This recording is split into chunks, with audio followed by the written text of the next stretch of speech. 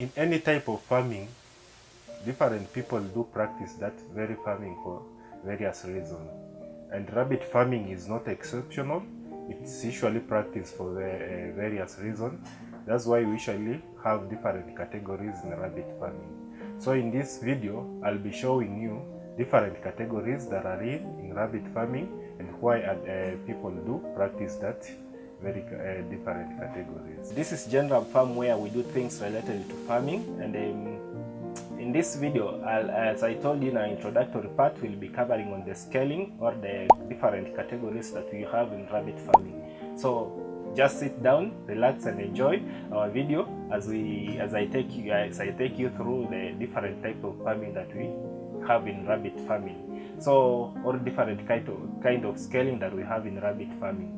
So my name is Emmanuel, and welcome back.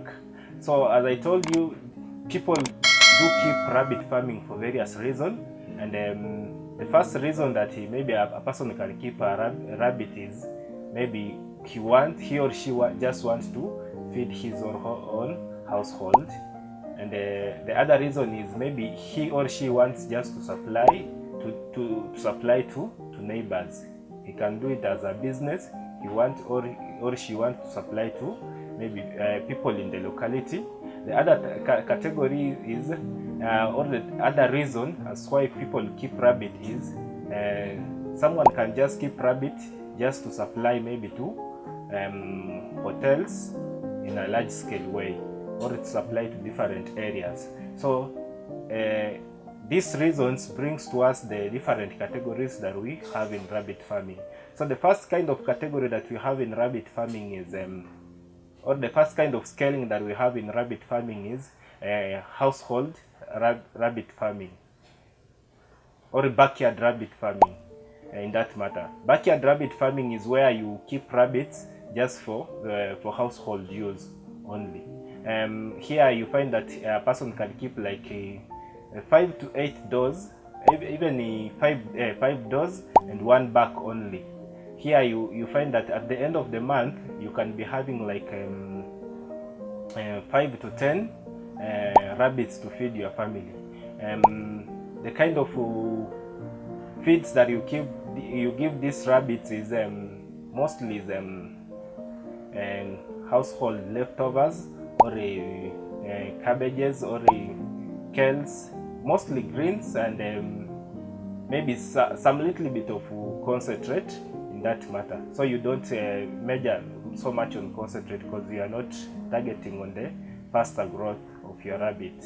So these are a practice that is usually practiced by so many people who usually have a small backyard and they just want to keep rabbit for their meat.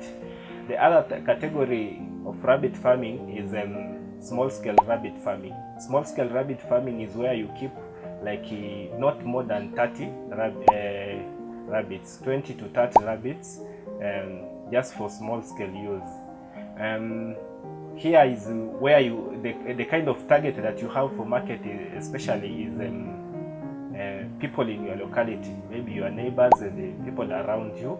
So you are not expanding so much in that, and then you find that the average number of liters that you can produce is around 20 to 30 liters, or 20 to, even you can go up to maybe 50 liters in that matter. So you are not expanding so much in rabbit farming. The other type of category that we usually have in rabbit farming is medium scale rabbit farming. Medium scale rabbit farming maybe is where maybe right now I am. Here is where the number of doors that you have is 60 to 80 doors. For me, I have that number of doors. Remember, those are mothers that you are continuously giving birth to you for you to get litters, or the young ones. So here the number, your target market is usually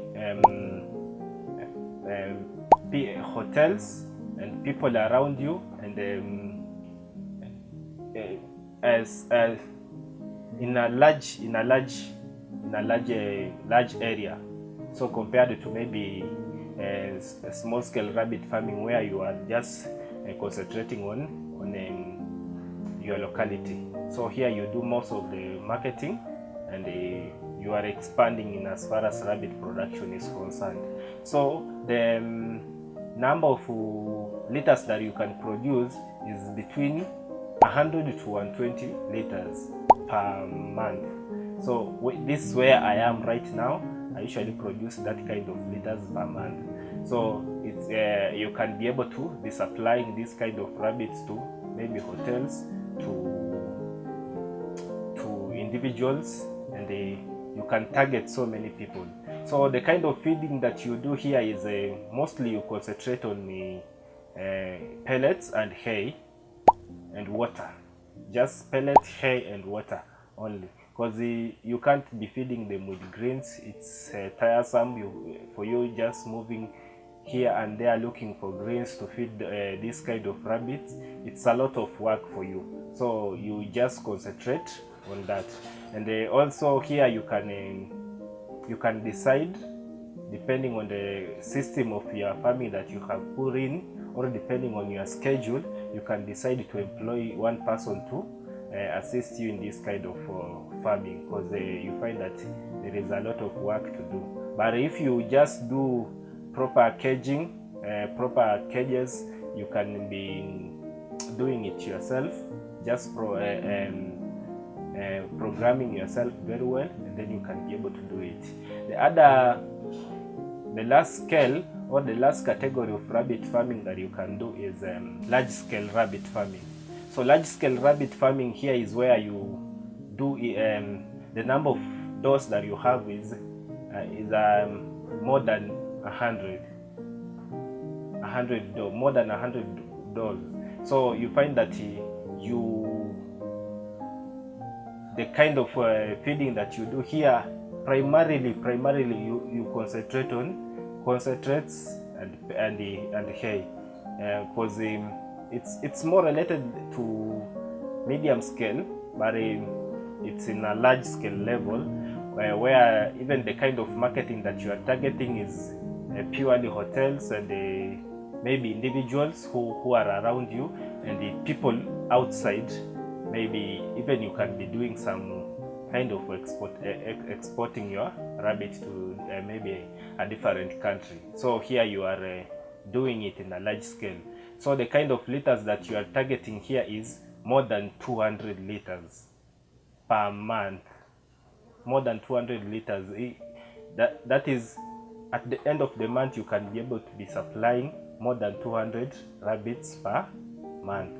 So this is the highest level of rabbits farming that you can do. So we can say that you are a large scale rabbit farmer.